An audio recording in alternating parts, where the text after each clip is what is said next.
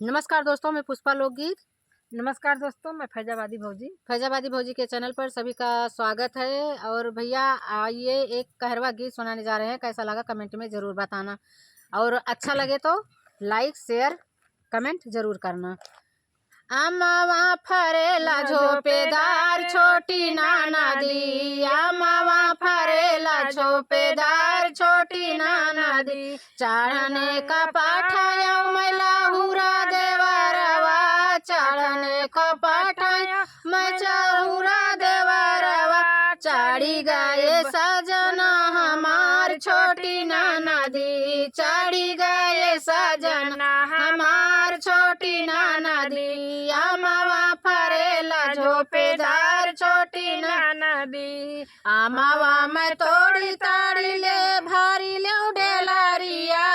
अमावा मैं तोड़ी ताड़ी भारी ले डेलारिया, बेच गैलो बीकापुर बाजार छोटी नाना दी, बेच गैलो बीकापुर बाजार छोटी नाना दी, अमावा फरेला झोपेदार छोटी नाना दी, अमावा के मोल करे अमावा के मोल करे पलिया गौवा के प्रधान हो,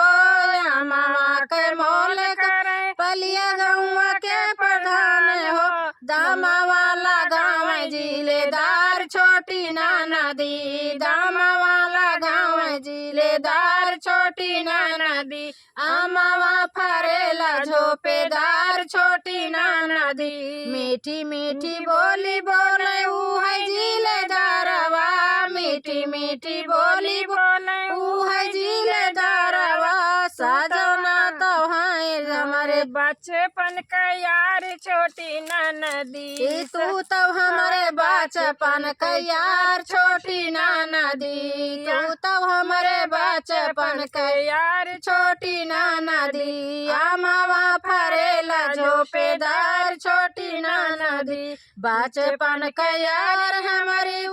जिलेदारवा, बचपन का यारी हमारे जिलेदार हो, सजना तो हमारा सिंगार छोटी नाना दी, सजना तो हमारा सिंगार छोटी नाना दी, अमावा फरेला झोपेदार छोटी नाना दी।